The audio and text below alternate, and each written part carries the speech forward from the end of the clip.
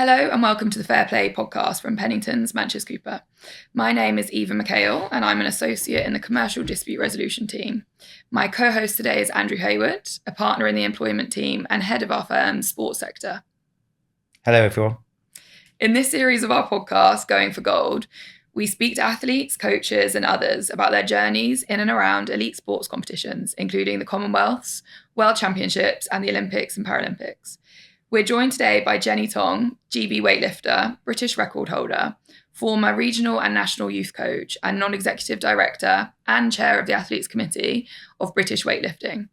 In 2022, Jenny became British and English champion after winning gold at the 2022 British and English champs in the women's 64 and 59 kg category, respectively.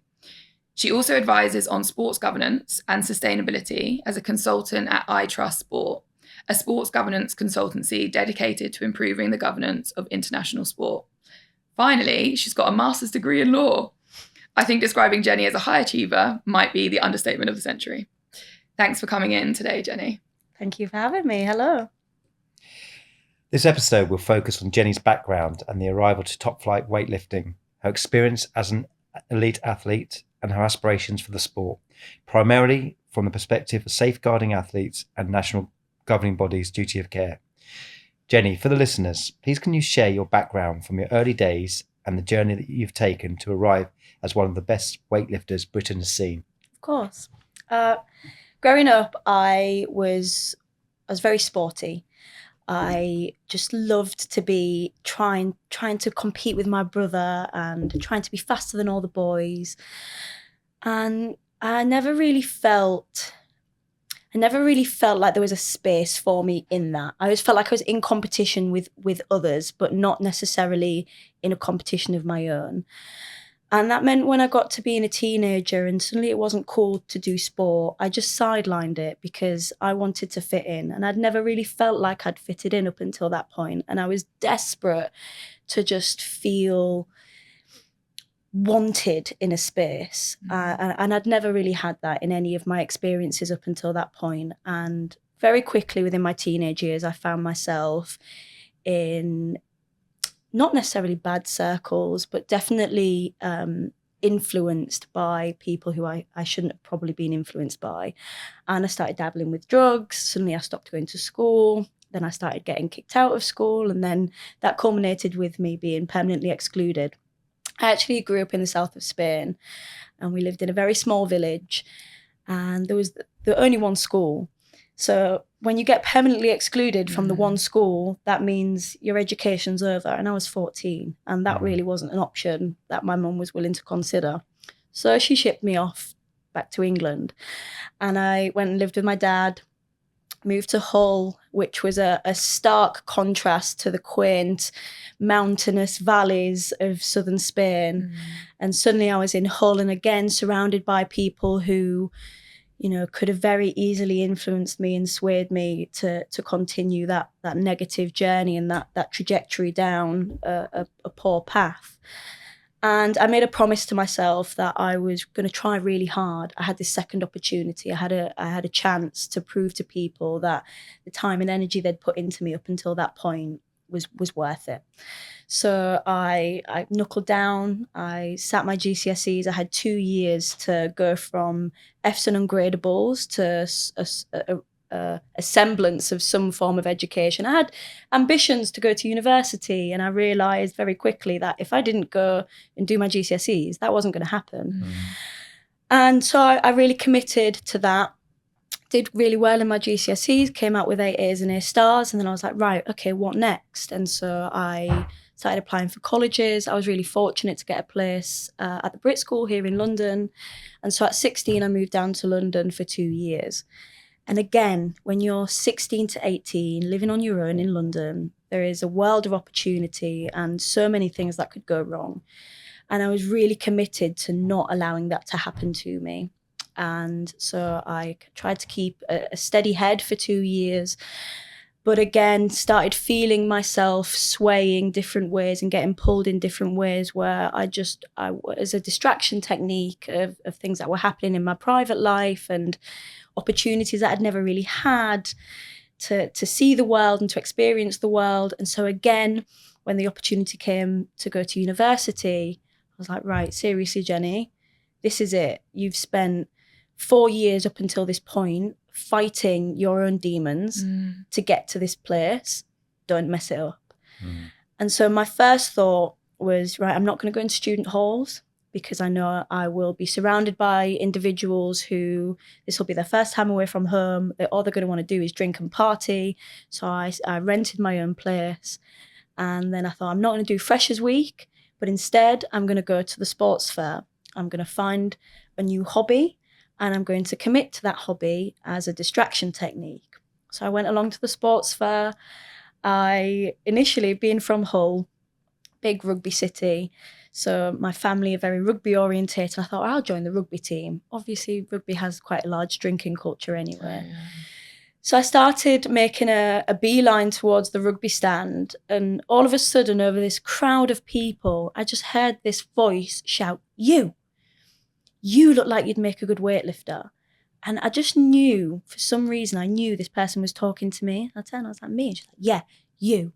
And so I like shuffled along over to the strength sports stand, and I'd seen strength sports in the list of sports, but obviously my natural instinct was just to go towards rugby.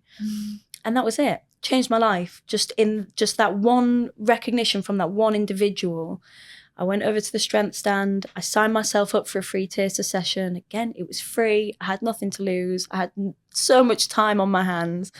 I went along. Turned out I was all right at it. And then, oh gosh, nearly 10 years later, 10 years later, it's become my whole life. Yeah. Well, being all right is an understatement, isn't it? But I mean, that's fascinating in terms of how, at a young, tender age, you were so self-disciplined. And that's obviously a mark of who you are as a person. I'm not sure I had that discipline, I'll be honest. When I went to university. I definitely went to Freshers Week. Yeah, I definitely went to Freshers Week. Had a great time. Yeah. But I didn't have the vision that you had, clearly. So you started weightlifting at uni, and then how did that then transcend into you getting into like the British and English teams? Did you get spotted, or did your results kind of just speak for themselves? I think the results really spoke for themselves. Within a few months of me joining, I noticed that I was okay at it. I remember looking around at the other girls in my club thinking, I think I might actually be better than these girls. And they'd been role models for me from the moment that I walked through the door. And I thought, God, I really want to be like them. Even the girl who shouted my name over that crowd of people, when I first watched her lift, I was like, wow, maybe I could do that. Yeah. I went to go watch her compete and I was completely in awe and inspired. And, you know, I just stuck at it. And I chipped away session by session. And suddenly, before I knew it, I'd qualified for the British age groups. And then I qualified for the English championships and then the British championships. And before I knew it, I was like, I'm actually within touching distance of trying to qualify for international competitions. Yeah. And so it was just, I never went into the sport thinking, I want to go to the Olympics or I want to be a champion. I want to break records. It was genuinely I want to find something that is for me. And the steady pace in which I took that meant that, you know, chipping away 1 kilo at a time, suddenly I found myself in a position where I thought, oh, someone else is now recognizing that I'm good at this. And it's not just me thinking I might be good at this. Someone else is saying you do actually have potential to do fantastic things. Yeah. So it's sort of in a, weightlifting, it's a fascinating sport in terms of different physiques and different what makes a good weightlifter. The stereotype or assumption may be that you're super strong. So can you burst that misconception, or is there an element of truth to that? And also, as you grew up, did you do sports or perhaps participate in any kind of track and field like discus, or where you always you were stronger or you could throw further or anything like that gave you hints that you might have this talent? Yeah, I always recognised I had a good baseline of athletic ability, shall we say. As I said at the start, I was fast as a kid, And all I wanted to do was beat the boys, because that was you know what it was like as a kid. If you were the fastest in the class, that meant you were pretty cool. Yeah. And so if I could be faster than the boys, in my mind, that would mean that I'm ultra cool, because I'm also a girl. Yeah. And I did judo growing up. I did judo for, I think, 5 years, maybe a bit longer. And I got to a pretty good level at that. Did athletics. But it's funny, because even in the background, there was always this simmering of there's something bad going on. You know, like I started smoking at a really young age, and I actually got kicked out of the East Yorkshire School Athletics Championships for smoking around the back of the stadium between my 100-metre and my long jump finals. Probably not the best prep. No, Probably still it went on wasn't. to win it, though. Or would have. But, it was one of those things where, like, despite the fact that I was really sporty, there was just still this pull either way, where I couldn't seem to find where I was going to land. Yeah. So I did always recognise that I was good. I remember being in my first couple of years of secondary school, and again beating all the boys at long jump, and realising, like, maybe I am actually quite good at sport. And despite the fact that I was being very sporty, by my own admission, I was quite lazy. And so when it came to, like, going to university, and I got this flat that obviously wasn't in student halls, it was actually quite a walk away. I'd just get taxis. I'd get taxis everywhere to save my energy. I was conserving energy for my training sessions. Yeah, exactly. So I'd get taxis to training, or get taxis to uni. And obviously, when you put the location in the taxi apps, it'll be like XX weightlifting gym. And a taxi driver will be like, weightlifting? You don't look like a weightlifter. And I always say, well, what do you think a weightlifter looks like? Because weightlifters, like boxers, come in all shapes and sizes. Yeah. Correct. Yeah. And it peeved me so much that this was a constant thing that I was asked and told, you don't look like a weightlifter. I actually based my whole undergraduate dissertation, I did a research piece, a work-based learning research piece, on the phrase, you don't look like a weightlifter. And it was it was based on everyday sexism and the way that patriarchal attitudes and, you know, just like slight biases that we have in our terminology, in our languages, that perpetuates that cycle of everyday sexism. Because, and it frustrated me, because I realised that actually I'd had those biases as growing up, and how different could my life have been if someone would have told me, you know, you don't have to be X to do Y. You can be anything you want. You can look any way you want. I didn't have the role models to look up to and realise that I could do anything I wanted to do. Exactly. And so it's much better now. We live in a world, you know, in 2024, where there really is that openness to say, it doesn't matter who you are, where you come from, what your background is, you really can achieve anything. And I just wish that, you know, 20 years ago when I was a young kid, that had been the case, because my life could have been completely different. Yeah. It's also interesting to know that someone who actually knew something about weightlifting, the woman at the sports fair, thought you looked like a weightlifter, even though perhaps you weren't the stereotypical vision of a weightlifter. Yeah. She knew that you could come in every shape and size. Absolutely. Did she ever say what she saw in that momentary glance? No, she didn't. Athleticism, Just, I I guess suppose. athleticism, Yeah. Big old boulder shoulders. Years of doing judo. So funny, I actually did ballroom dancing as a kid at the same time as I was doing judo. And it's actually quite a sad story.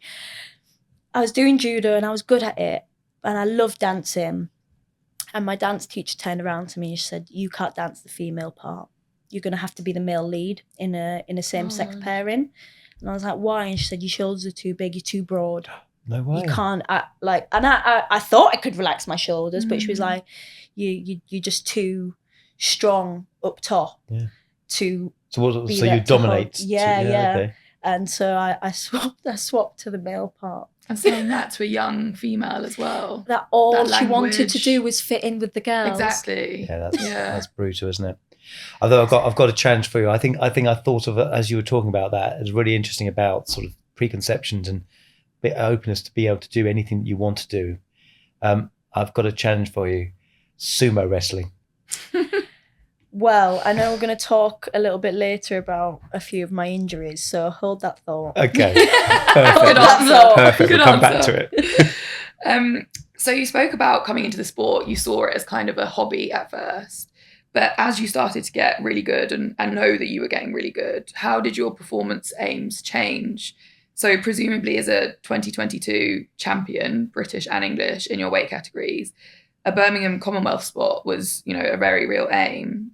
But talking of injuries, I know you suffered a shoulder injury in the lead up to the final qualification event in 2022, and you tore your ACL last year and your MCL this year. So how has that impacted your journey? I mean, I'll caveat what I'm about to say with, I'm not built of very strong stuff. Mentally, great fortitude, great discipline. Physically, I am not built of very strong stuff. And so I have had 10 major injuries. And, the three that you mentioned are kind of like the most recent. Within my first British age groups, I tore my ulnar collateral ligament in my elbow trying to hold on to a snatch. And then a couple months later, once one had healed, the other one went. And it's just, I've had a plethora of injuries that inevitably each one has caused a slight setback. But as I said at the start, I never set out to be a champion. And so I've tried to take each of those in my stride and with a pinch of salt, because I really do believe that if you have the right mindset, you can overcome anything, as long as you are somewhat realistic about what that looks like and what that process looks like. Shoot for the stars, land on the moon kind of thing.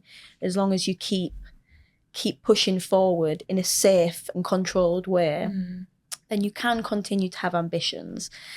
After I tore my labrum in my shoulder, trying to qualify for the Commonwealth Games, I went into that final qualifying event, and I'll never forget it. I'd never felt proud of myself for any of my achievements up until that point.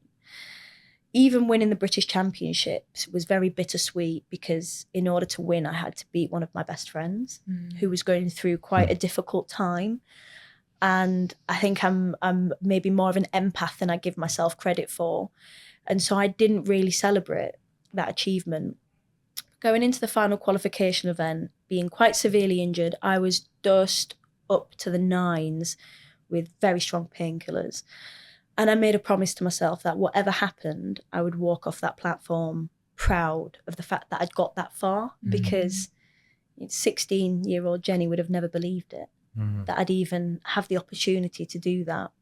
And, I turned up to that final qualifying event. By all accounts, based on my previous performances, I had a pretty good day. But for what I needed, I had a very poor day. And as I walked off the platform, all of my friends and people within the community were coming up to, commiserate me and say, I'm really sorry, you did your best. And I was like, yeah, it's okay. It's okay. I gave everything I had. I put everything on the line. I put my life on pause to do this. I did everything I possibly could have done. And that wasn't enough. And that's okay. Because I refused to get to that point and just be completely disheartened and reinforce this belief that I wasn't good enough. Because I was good enough to get to that point.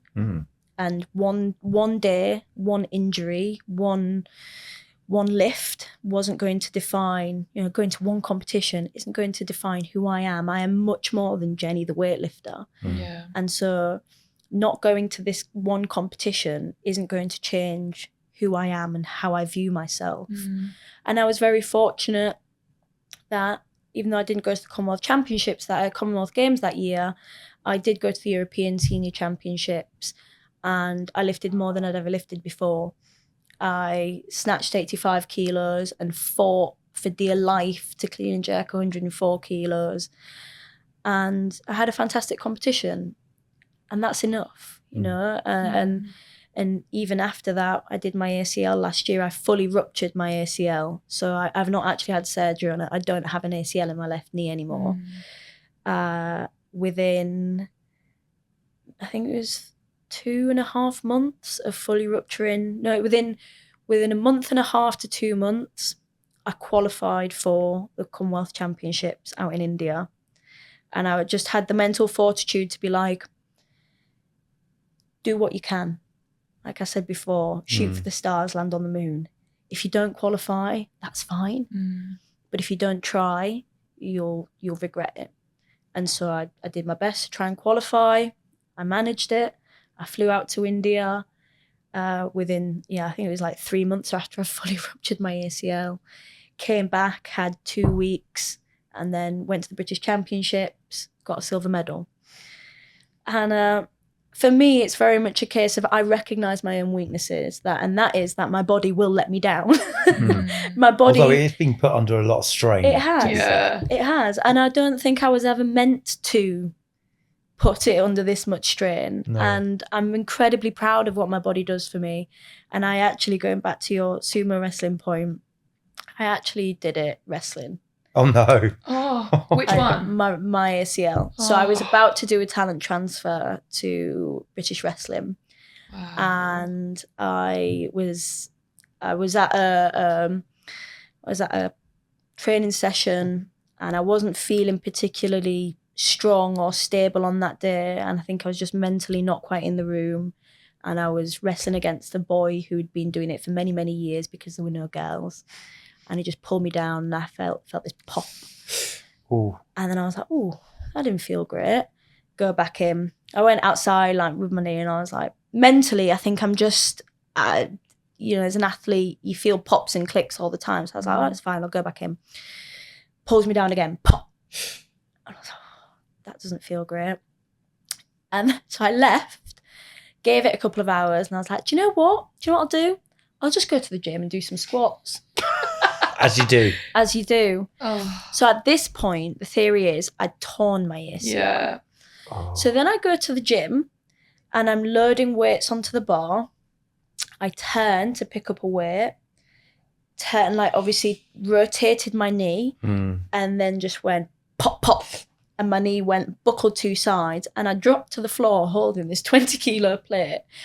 I thought I'd dislocated my knee. And yeah, it turns out I'd clean ruptured it, which actually, all things considered, if you know anything about ACLs, it's actually better to fully rupture your ACL than it is to tear it. I did mine, had reconstructive surgery. Yeah. So I now have no ACL. And then recently, I think it was maybe just over a month ago, maybe 5-6 weeks ago, tore my MCL jerking, which I've never done before. And again, just in the run up to the British Championships, not ideal timing. Yeah. But I'm a firm advocate of William Ernest Henley's Invictus, and you see it in my competition videos. As I'm walking up to the chalk bowl, I repeat the last paragraph of Invictus to myself. Of it matters not how straight the gate, how charged with punishment the scroll. I am the master of my fate. I am the captain of my soul. And that's just how I deal with these things, because you're not in control of everything, but only you can like write your own path. You know, you can't. You're not in control of the cards that you're dealt, but you are in control of how you play them.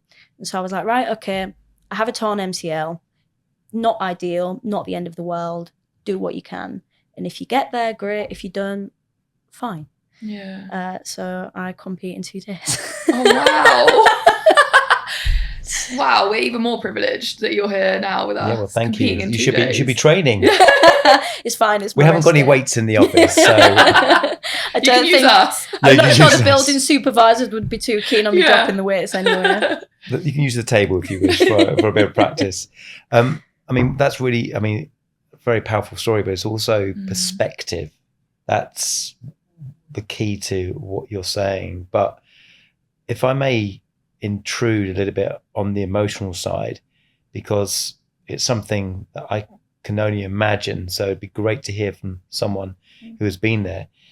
What is the feeling like for an athlete at that point, not taking away all the other successes, but that one moment where you didn't achieve necessarily what you would like to have achieved? I know you're at one with it, and rightly so. And that's because you've got great perspective and looking at things from a wider lens. But what did it feel that moment where you hadn't? Devastating. Yeah. Devastating. Because you do, as an athlete, you give everything. You put your whole life on hold. I didn't go on holiday for 4 or 5 years because of the competition schedules and because of trying to qualify for things. I missed out on so many family events, birthdays of my friends, things because I was dieting and cutting, and I didn't want to be awful company because it's a hard life being an athlete. And I, in that moment, it's devastating, but you need the perspective. And I think as an athlete, and one thing I advocate for very strongly is identity outside of sport. Because if I hadn't have had a sense of self, of knowing that I am more than Jenny the weightlifter, and that I exist in people's minds, to my dad, I'm a daughter. To my nephews and nieces, I'm Auntie Jenny. And they're not going to think anything different of me if I don't win this medal or if I don't go to this competition. They're going to love me regardless. And so I think that's incredibly important for athletes, so that if and when those things don't happen, because things don't always go our way, you can have the perspective. But it is devastating because you give everything, you put so much on hold. And for a lot of athletes who don't have that, they lose themselves very easily. Yeah. Incredible resilience. Definitely. And changing subject slightly, but going back to the injury perspective, as this new research keeps coming out about how females, how training at different times of the menstrual cycle, for example, can put more pressure on female ligaments. So I think there was research that when I was at university that you were more likely to tear your ACL or your MCL when you're on your period, because I think the ligaments are laxer. The phase before you actually start menstruating. Yeah. And that's exactly what happened to me when I did my ACL. Exactly the same and with me. The thing that really frustrates me, and I advocate for very strongly now, is education around that. Because if I'd have known, I wouldn't have put myself in that position. Exactly, you might have trained differently. If my coach had have known, he possibly wouldn't have put me in that situation. And I refer to that as the duty of care. Exactly. That sports organisations and clubs have to their athletes, in particular female athletes, in understanding the needs of individuals, not and seeing people as individuals and not just a whole section of society, and understanding your athletes. As a coach, you have a very large responsibility to nurture and to guide the athlete in the best possible way, and it's incumbent on you to put safeguards in place to ensure that the athlete is practicing safe sport, and that includes having that conversation.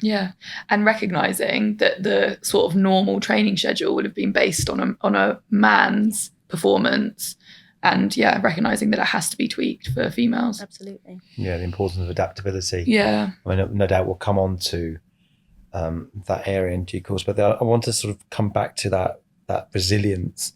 And when you were you were an 18-year-old mixed race female weightlifter, in what I can only imagine maybe perhaps still is a male dominated sport. So what personal challenges did you have in that environment within the sport? Role models, absolutely. Very fortunate to have met Zoe Smith, who was actually the individual, my friend, who I had to beat at 2022 British Championships in order to become British champion. She was the only identifiable role model in the sport for me at the time.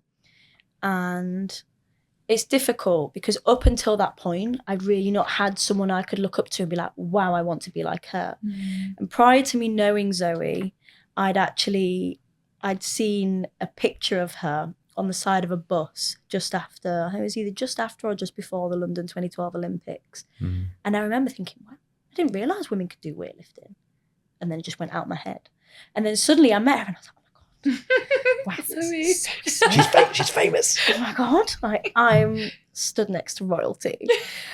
And over the years, I've had the privilege of calling her one of my very close friends. But naturally, coming into the sport, she was up there and almost like untouchable in that sense. But I didn't really feel there was anybody else to kind of base myself off of.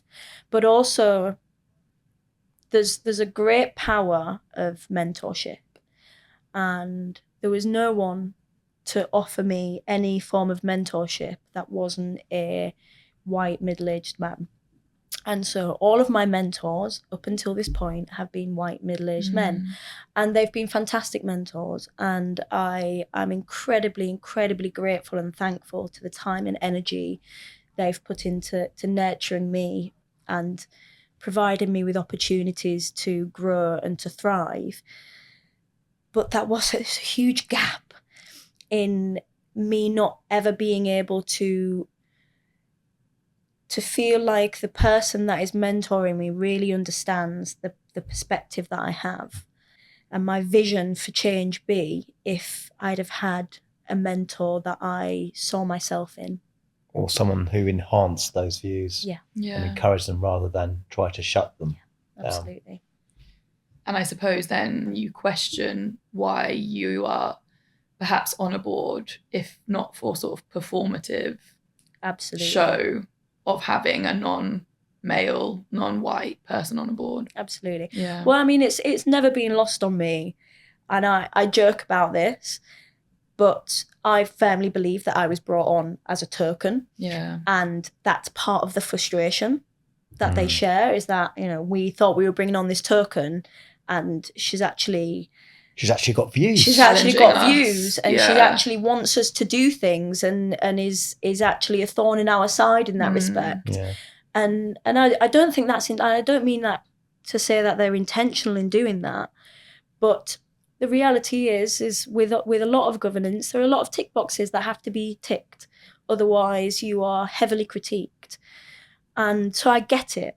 I really do get it. But there has to be a willingness to acknowledge that you're not always going to get it right. Yeah. And if you can't acknowledge that, then I really don't think you have the authority to tell anybody else what they should and shouldn't be doing. Yeah. And I don't just mean that, in a board context. I mean that across the board. And I see this, in the corporate world, in the sporting world, in politics. And I think it makes it very difficult for quote unquote marginalized voices to challenge that. Yeah. Self-reflection is very challenging and difficult skill. Have you ever done a 360 review? I'm not quite at that stage yet where I get to do that, but no.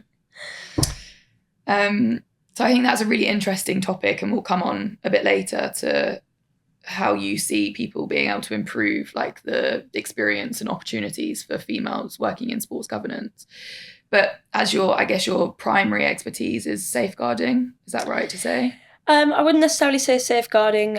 So I work as a governance and sustainability consultant for I Trust Sport. And what we do is essentially governance evaluations and assessments on standards from, transparency, integrity, democracy, or the full shebang, if you like, of governance. And within that is safeguarding. And my role within British weightlifting is as the NED for athlete experience. And what I would say my focus is, and my personal passion is duty of care. And within that falls safeguarding. Yeah. But safeguarding, the misconception is that safeguarding is limited to young people and vulnerable adults, where actually, safeguarding in the workplace is not just about young people and vulnerable adults. It's about safeguarding everyone. Safeguarding in sport is about safeguarding everyone, whether that's participants, coaches, referees. What does a safe environment look like for them? What does an inclusive environment look like for them? And one area that I'm particularly passionate about, as I say, within that duty of care, is the NGB's responsibility to safeguard the athletes in Yeah. all senses of the word. And that can be from good practice protocols in terms of cutting weight, because obviously in a weight class sport, when you're dealing with young people, which I have, they are highly at risk of developing eating disorders, self-harm. You then look at, life after sport. What we do in the elite coaching pathways and the elite performance pathways is we pull out this young person and we go, wow, you have so much talent and you are going to be the next big thing. And suddenly we push them down this talent pathway, and then they fall off a cliff face, and then they lose all sense of self. They then feel they have no identity. They get to university, they start drinking, and suddenly all the dreams that they had suddenly fall to pieces. Yeah. And I think it's a responsibility, and I don't just mean for kids either. I like for adults that start in sport and then get to the end of their career and go, oh my God, I've got no qualifications, no work experience. All I've got is, a well-decorated career of medals and titles and things like that, but what good, other than the discipline that an athlete needs, what good is that going to do me in a workplace if I want to go into corporate? This raises a really interesting area, and I take it back from a personal experience that I had back in the day. I acted on behalf as an agent on behalf of rugby players. And one of the things that took me when I was doing that work was the dedication and focus, which you'd expect.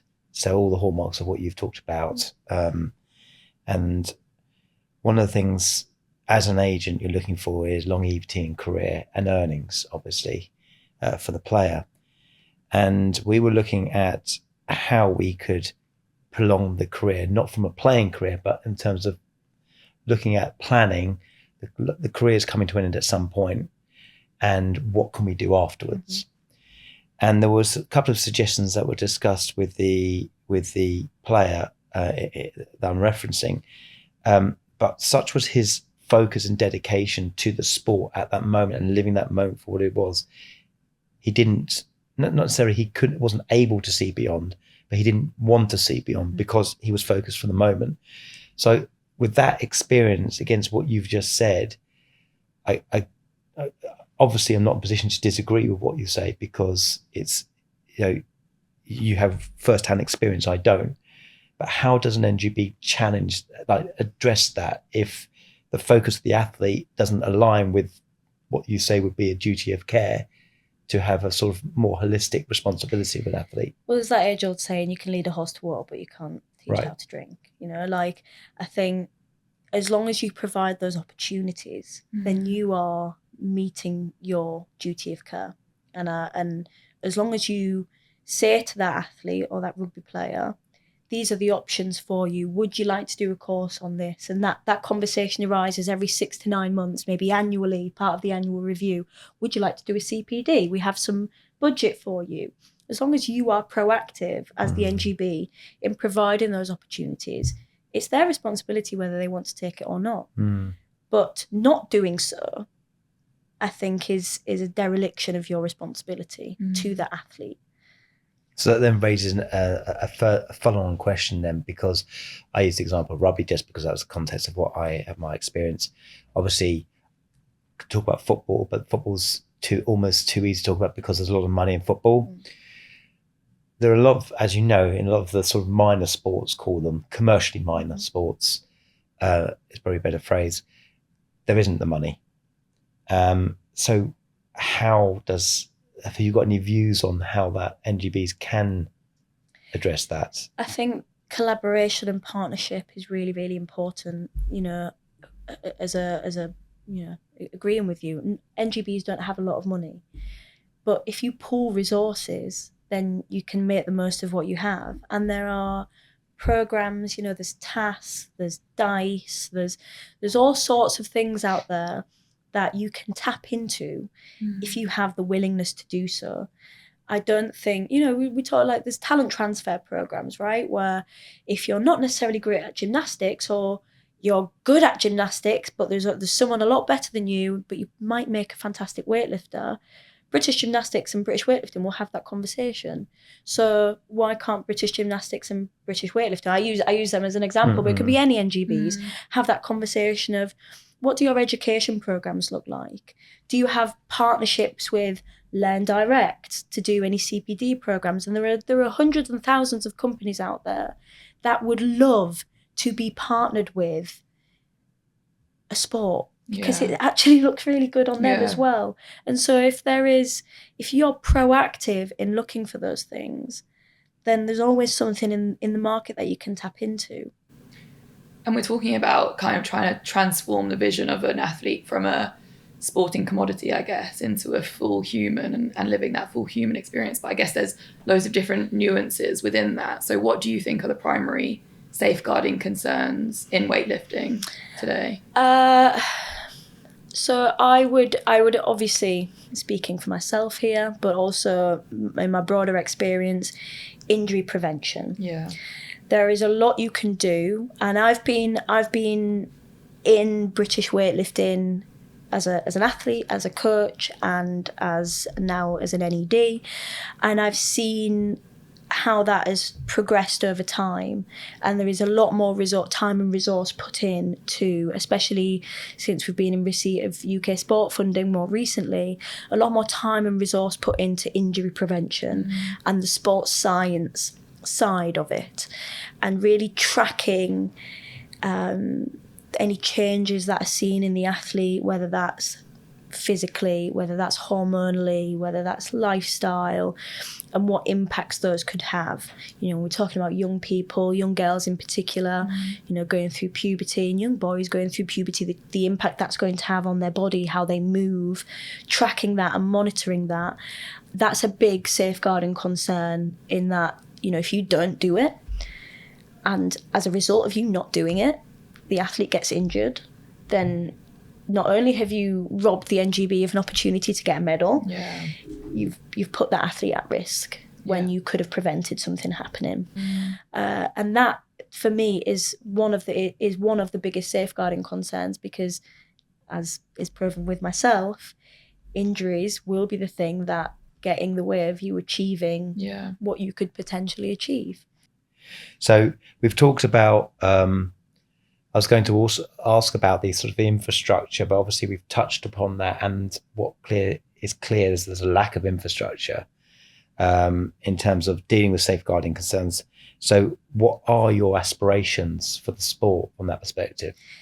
I would say my aspirations, not limited to British weightlifting, but my aspirations for sport is that our stakeholders recognise that we are people before we are athletes.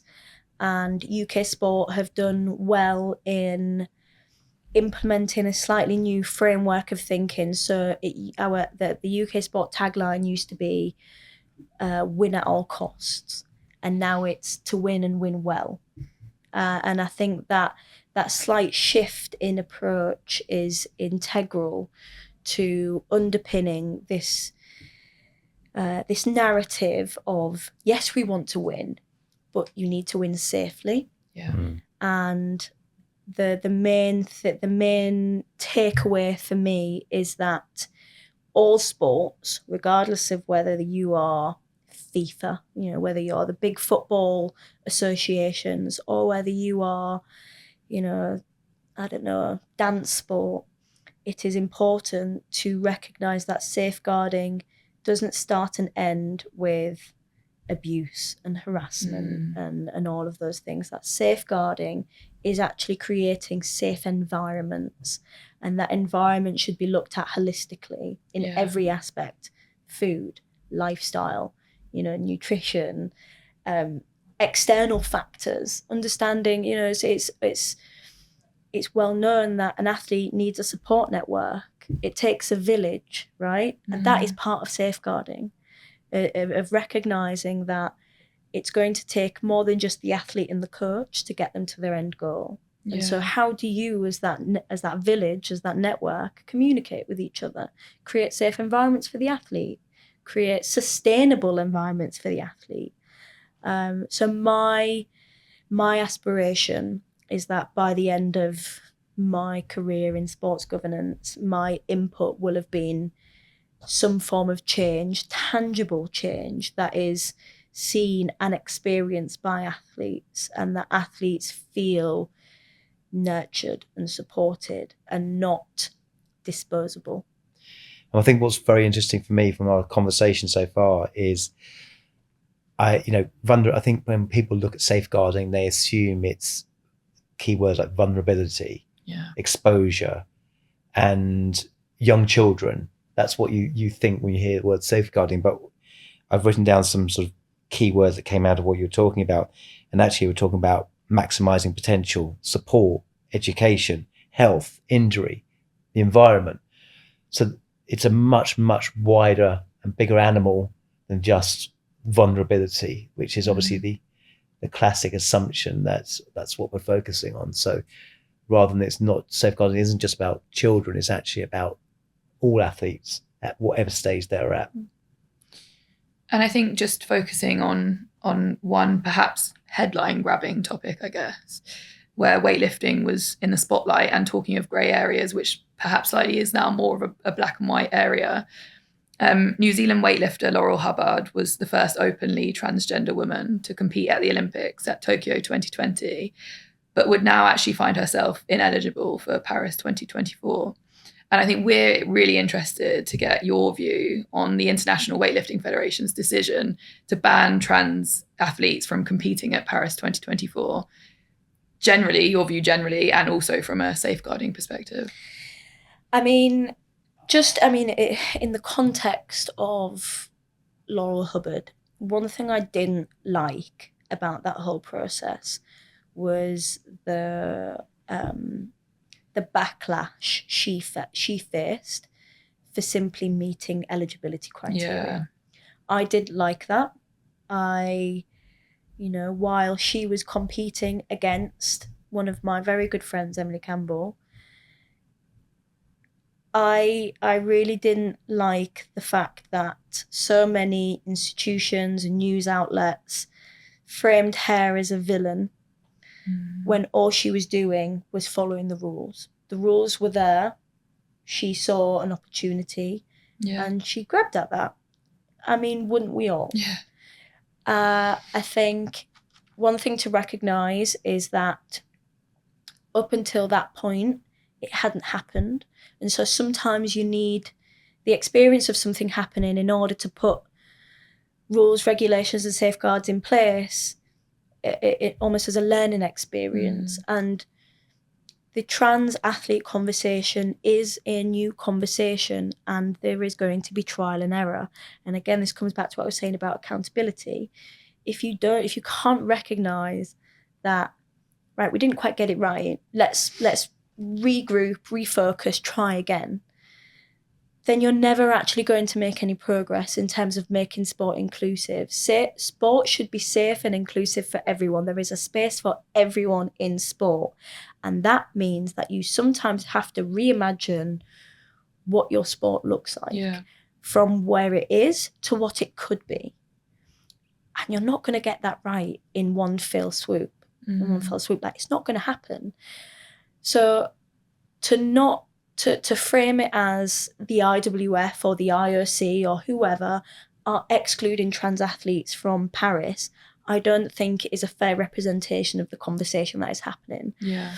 The conversation that is happening internationally, across the world, across all sports, is, okay, if this is going to be an ongoing practice of making sport inclusive, where does that lay within our sport? What does that look like? How do we reimagine the groupings, the categories, the field of play to enable everyone to participate in sport? And there has to be a middle ground, but we have to be able and willing to reimagine what that actually looks like. And you're not going to get it right straight away. It does seem to me that because you're always going to have different views, particularly on a subject matter like this, where there's debates of inclusiveness versus fairness, and everyone depending on which side you're on, has a different perspective. But from my perspective, I've always thought that if we had a third category, whether that would be, it's never going to be a solution it's never going to solve the problem, but it's one that could take a step towards that inclusivity that we talked about. But I don't know whether that would satisfy or resolve the situation or the conflict. I mean, look, I can understand why, as a female trans athlete, you wouldn't want to compete against men. Yeah. I get that. So I don't actually think having an open category is the final solution. I'm not against a third category. I mean, to answer your previous question, I don't know. Yeah. I don't know what my perspective is. And I think it's okay to not necessarily have an opinion or have an opinion that you're married to. I'm open to having my mind changed. I'm open to exploring the options. I've had consultations with trans and non-binary athletes to try and understand from their perspective what it is they would like to see our sport evolve into.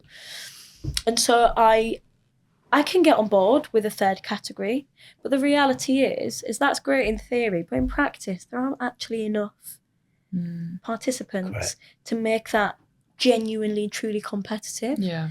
And again, if we want to push towards that, if we open that door, then we might actually find a huge influx of trans and non-binary participants saying, yeah, we want to be in that category. Yeah. And in which case, great. But we have to be willing to do that. We have to be willing to try it to find out.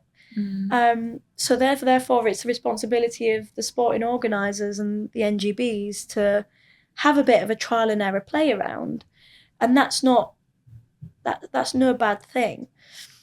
I don't have the answer. I don't have the solution. I don't think anyone does, and anyone who claims to is lying to themselves. Well, right up to the IOC don't have the answers. The IOC don't have the answers, no. And so in that sense, I think trial and error, but also the way sport is moving is we are trying to be more inclusive and increase participation across the board. And if we are doing that, then the chances are we are going to find that there are more athletes who want to participate. And if we do that, great.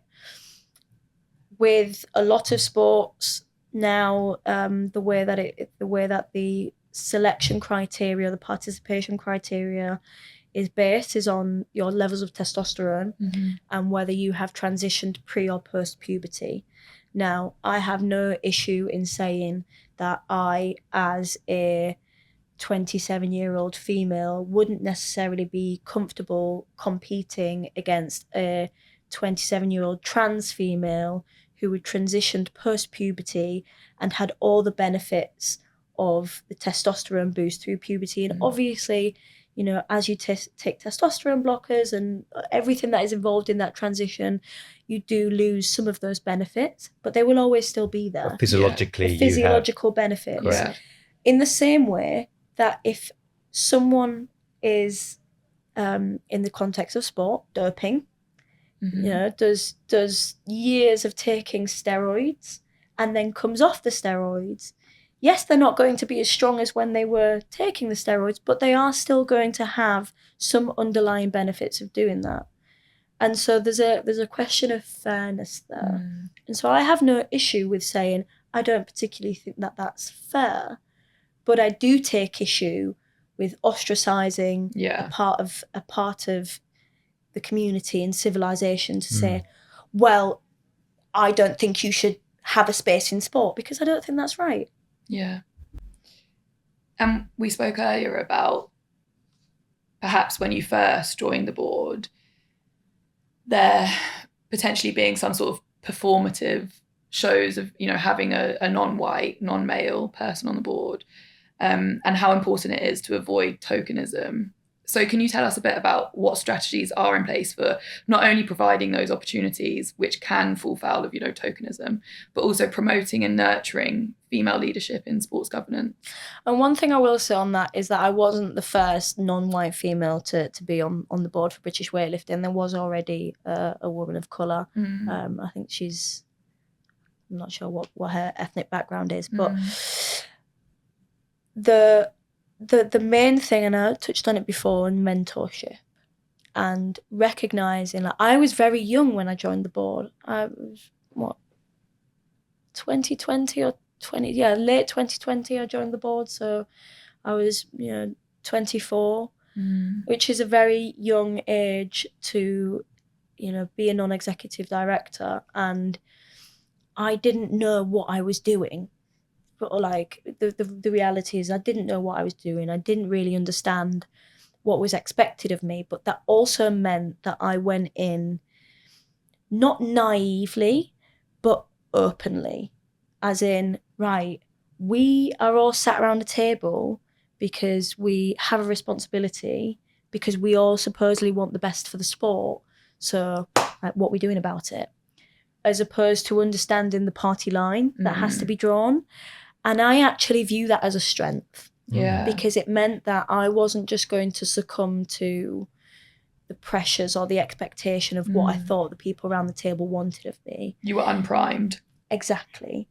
I think the one thing that was a disadvantage was not having the right guidance and support in terms of someone nurturing me and what I had to offer, as opposed to, once the door was open, they couldn't close it on me, and then I was made to feel like I was a thorn in their side for wanting to do good, or for asking difficult questions, because I am not asking difficult questions to be difficult. I'm asking difficult questions because I want the best for this NGB. I want the best for the people around this table. I want the best for the athletes, who I then have to go and answer to when they ask me. It's also to ensure that everything, no stone unturned, right? Absolutely. Everything's been thought through. Absolutely. Doesn't necessarily mean you're pushing your ideas or thoughts. It's, have we explored everything? Yeah.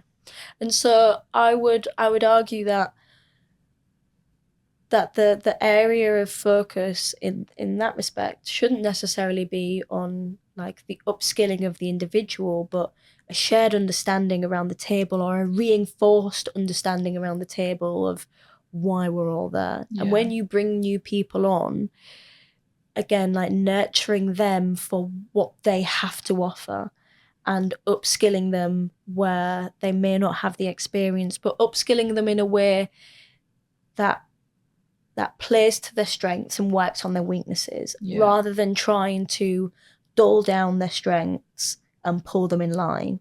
Because that's the risk. I mean, a lot of businesses and sport, particularly these days, are trying to implement term limits and age limits on board members, because you lose sight and you lose perspective. When you've been around that table for so long, you don't actually know what's happening on the other side of the door.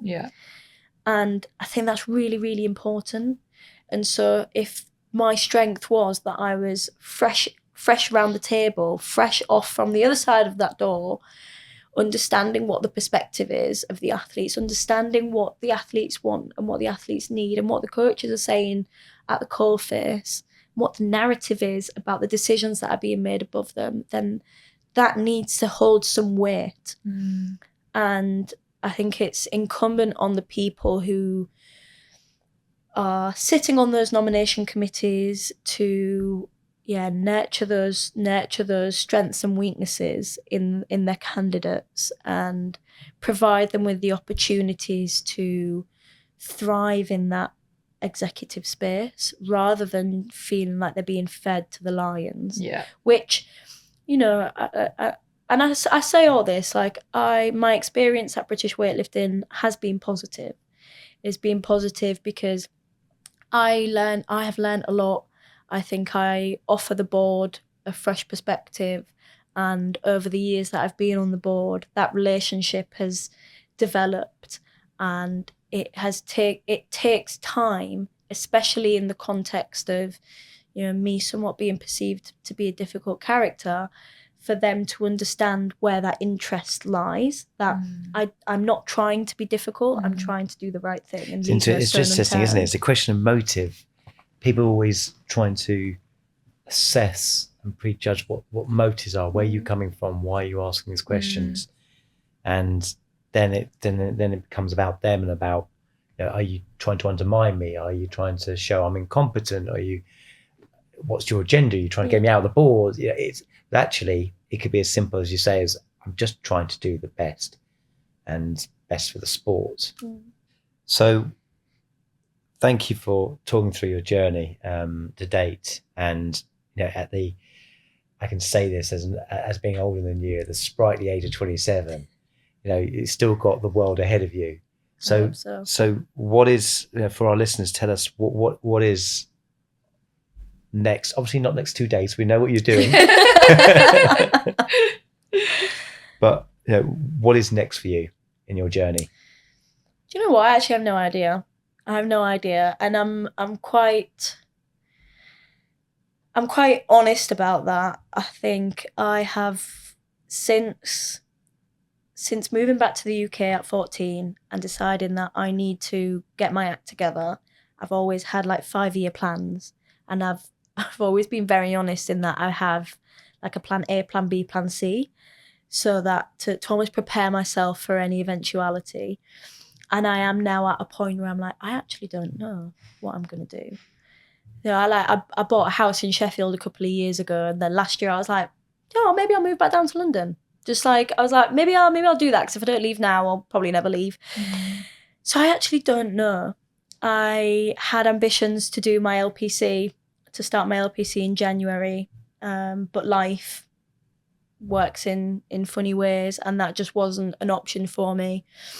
I'd like to do my PhD eventually, but bills have got to be paid, and PhD funding has to be sourced. So there's a world of opportunity out there, and I am you need another hobby. I need another. Probably. We know where that leads to, don't we? To be a scientist. No, well, you're going to be doing that research, the sports science research. Maybe, because like we need it. Someone's puts that spark in me, and I'm just I can't be tamed. But no, watch your space, listeners. The reality is I actually don't know, and I'm okay with that, and I'm actually quite excited for that, because it makes me open to the endless possibilities that life has to offer. I think life works in mysterious ways, and so come what may, I know that it will be the right thing. I'm quite astute in making good decisions for myself. So I don't know, but watch the space. We'll find out. But can you give us the details of your competition? So yes. People will be listening retrospectively, but... Yeah, sure. So the British Championships, 2024 British Championships, being held at the NEC in Birmingham. It will be live streamed, so this will be retrospective. Yeah. But you can probably find it either through the British Weightlifting website or through my social media channels. Okay. I'm only actually on Instagram, so I don't know why I said that in plural. On my socials. On my YouTube. I probably won't post it on LinkedIn. Although, you never know. You might disrupt it. You might freshen up the content. Do you know what? Do you know what? LinkedIn does get a bit stagnant, so why not? So why not? And Jenny, you spoke earlier about brilliant females coming through British weightlifting, and one of those brilliant females is Emily Campbell, who I think is actually the sole weightlifter for Team GB. She is this year, yeah. So what do you think about her medal prospects for Paris 2024? One thing I'll say about Emily is she is unlike any person I've ever met. If you ever have the privilege, and I say privilege, of meeting Emily and being in a room with Emily, you will feel her energy, and you will recognise the power that she has, both physically and with her presence. And again, knowing Emily and having the privilege of being able to call Emily one of my friends, I don't just say this because of that, but if there is anyone who I would bet my money on giving everything, it's Emily. She lays it all out. She puts everything she has into executing her lifts. And come what may, I'm not going to make bets. I'm not really a gambling woman, but I have every belief that she will give everything she has into that performance. It must be a very difficult position to be in, to be the first in Britain's history, first female in British history to win a medal at the Olympics. Yeah. That is a heavy weight to carry. Yeah. But Emily is phenomenally strong. And yeah. Do you think she'll belief have that her. in her mind at the time, or do you think she's able to? No. I mean, I can't speak for Emily, but she's very good at compartmentalizing, and she also has a fantastic support network around her. And so in that respect, I think her one focus will be what is happening on the day. She's not thinking about Tokyo. She's thinking about Paris. And so, yeah, I would bet money on her mindset being the strongest in the room. That's what I would bet on. Amazing. Well, thank you so much for coming in. It's been such an interesting conversation, and we can't wait to see what Emily Campbell does at the Olympics, but also to see what you do at the 2024 champs and beyond. Thank you so much for having me. Thank you very much.